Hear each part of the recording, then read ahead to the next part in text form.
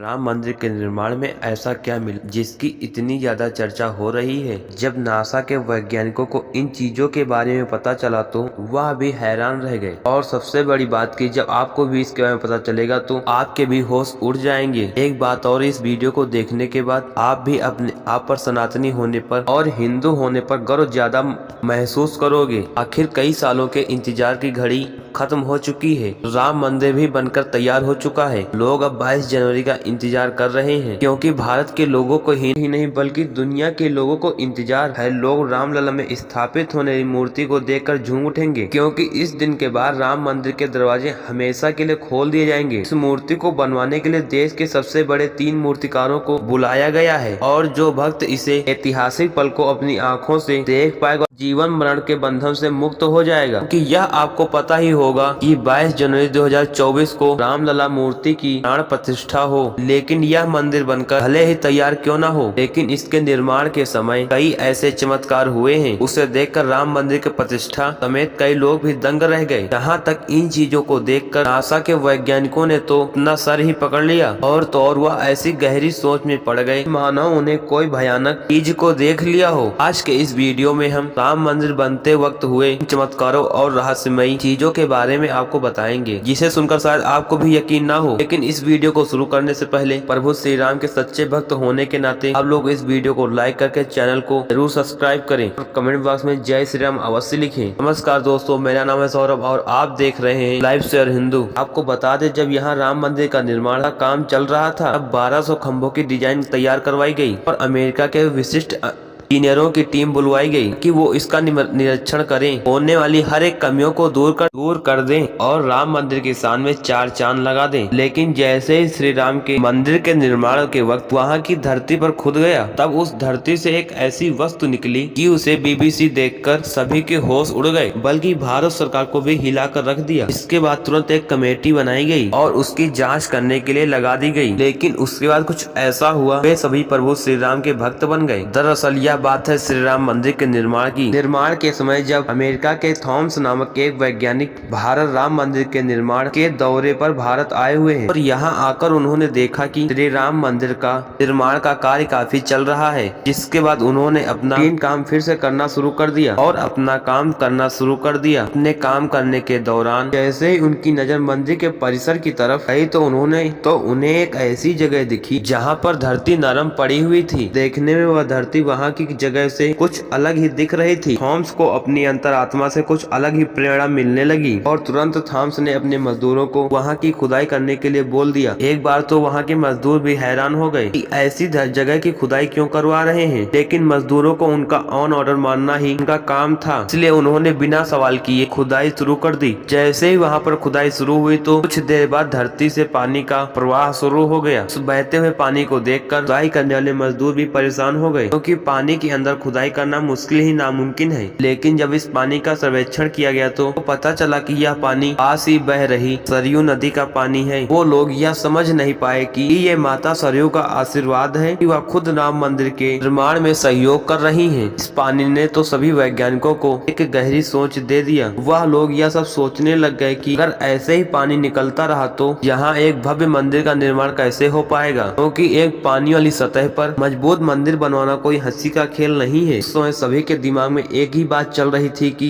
सरयू नदी मंदिर के भूमि के नीचे मिलना कोई चमत्कार है या फिर कोई कुदरत का करिश्मा, यहाँ तो कोई भी नहीं जानता था। आखिरकार कोई भी समाधान भी नहीं मिला। सभी लोग मिलकर भगवान श्री राम की प्रार्थना करने लगे कि क्योंकि जाहिर सी बात है, जब तक वह माता सरयू के पानी का धारा बंद नहीं होगा तब तक आगे काम शुरू नहीं किया जा सकता। लेकिन अगले ही दिन भगवान श्री राम ने उनकी पुकार सुन ली और माता सरयू का पानी स्वतः ही बंद हो, और एक बार फिर राम मंदिर का निर्माण का कार्य जोरों शोरों से शुरू हो गया। और वह काम इस कदर चला कि अब वह अपने अंतिम छोर पर पहुंच चुका है, या यूँ कहें कि यह मंदिर पूरी तरीके से बनकर तैयार हो चुका है और 22 जनवरी को यहाँ श्री राम प्राण प्रतिष्ठा स्थापित हो जाएगी। और श्री राम मंदिर इतना भव्य बना है कि इसे देखने के लिए भारत सरकार ने यहाँ पर एक अंतर्राष्ट्रीय हवाई अड्डा भी बनवाया है, ताकि देश और दुनिया के लोग सीधे यहाँ पर आ सके और इस मंदिर को अपनी आँखों से देख सके। लेकिन अब सवाल यह है कि कि जब पुराने समय में राम मंदिर था वह कैसा था, जिसे तोड़कर बाबर ने बाबरी मस्जिद बनवाई थी। उस राम मंदिर को आखिर किसने बनवाया था, क्यों यह रहस्य आज तक लोगों को सीमित ही लोगों को पता चला है। ज्यादातर लोगों को इसके बारे में कुछ भी नहीं मालूम है। तो चलिए मैं आज इसका आपको पूरा रहस्य इस वीडियो के माध्यम से बता देता हूँ। तो बने रहिएगा हमारे साथ एंड तक। उस समय भगवान राम की नगरी अयोध्या को किसने बनाया था? यह पवित्र नगरी हिंदुओं के लिए बहुत ही ज्यादा महत्वपूर्ण है, क्योंकि यहाँ पर स्वयं प्रभु श्री राम का जन्म हुआ था, इसलिए इसे राम जन्मभूमि भी कहते हैं। इतिहासकारों के अनुसार कौशल प्रदेश की प्राचीन राजधानी अवध को कालांतर में अयोध्या और बौद्ध काल से साकेत कहा जाने लगा। अयोध्या मूल रूप से शहर था, यह मूल रूप से मंदिरों का शहर था। हालांकि यहाँ खुदाई के वक्त आज भी हिंदू, बौद्ध एवं जैन धर्म से जुड़े मंदिर के अवशेष देखे गए हैं, जिसमें खम्भों से लेकर हिंदू आकृति आय बनी हुई है। अयोध्या नगरी में होने वाले वर्णन भी वाल्मीकि रामायण में मिलता है। कहते हैं कि भगवान श्री राम जल समाधि लेने के पश्चात अयोध्या कुछ काल के लिए उजाड़ सी हो गई थी, लेकिन उनकी जन्म भूमि पर बना हुआ महल वैसे का वैसा ही है। भगवान श्री राम के पुत्र कुश ने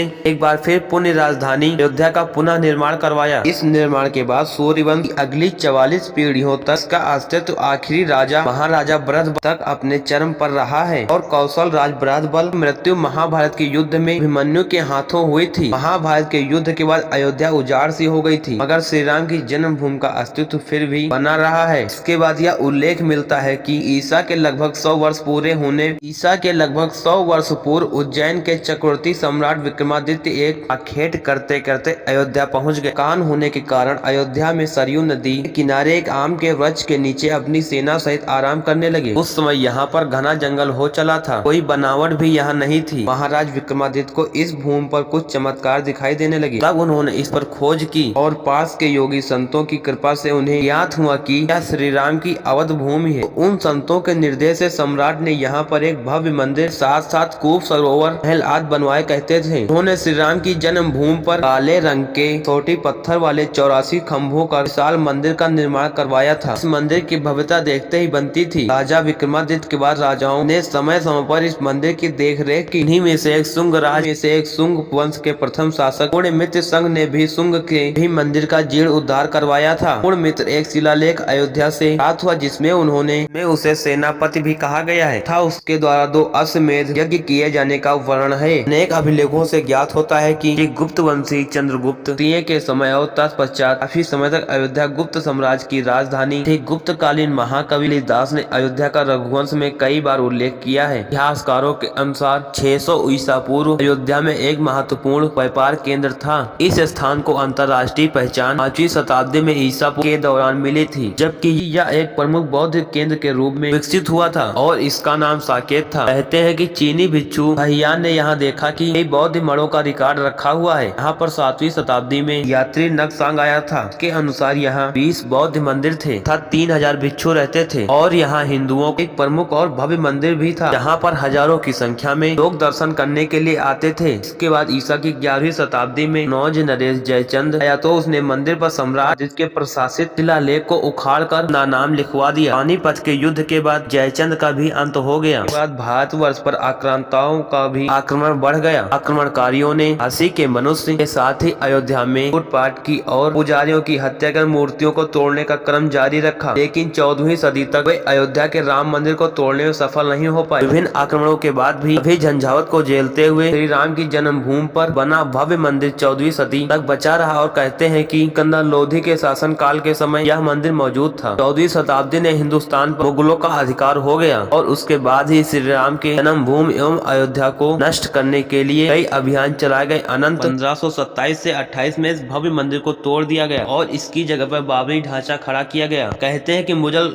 साम्राज्य के संस्थापक बाबर के सेनापति ने एक बिहार अभियान के समय अयोध्या में श्री राम जन्म स्थान पर स्थित प्राचीन और भव्य मंदिर को तोड़कर एक मस्जिद बनवाई में तक विद्यमान रही। बाबरनामा के अनुसार 1528 अयोध्या में दाब के दौरान बाबर ने मस्जिद का निर्माण आदेश दिया था और अयोध्या में बनाई गई थी। मस्जिद में कुछ 2 संदेशों से इसका संकेत भी मिलता है। इसमें एक खास तौर पर उल्लेखनीय है। इसका सार है, जन्नत तक जिसके न्याय के चर्चे हैं, ऐसे महान शासक बाबर के आदेश पर दयालु मीर बकी ने फरिश्तों की जगह को मुकम्मल रूप दिया। हालांकि यह भी कहा जाता है कि अकबर और जहांगीर के शासनकाल में हिंदुओं को यह भूमि एक चबूतरे के रूप में सौंप दी गई थी, लेकिन क्रूर शासक और औरंगजेब ने अपने पूर्वज बाबर के सपने को पूरा करते हुए भव्य मस्जिद का निर्माण कर उसका नाम बाबरी मस्जिद रख दिया था, लेकिन अंत में भी बाबरी मस्जिद का विध्वंस कर दिया गया और इस जमीन पर कई वर्षों तक केस चलता रहा और अंत में यह जमीन हिंदुओं को सौंप दी गई, जिस पर आज श्री राम मंदिर का भव्य मंदिर बनकर तैयार हो चुका है और 22 जनवरी को यहाँ प्राण प्रतिष्ठा स्थापित हो जाएगी, जिसकी तैयारी वैसे अगर आप में से कोई अयोध्या निवासी है तो हमें अयोध्या के बारे में तो कमेंट में जरूर बताएं। ऐसी रहस्यमय और रोचक वीडियो देखने के लिए आप हमारे चैनल को सब्सक्राइब कर सकते हो। तब तक के लिए जय हिंद, जय भारत, वंदे मातरम।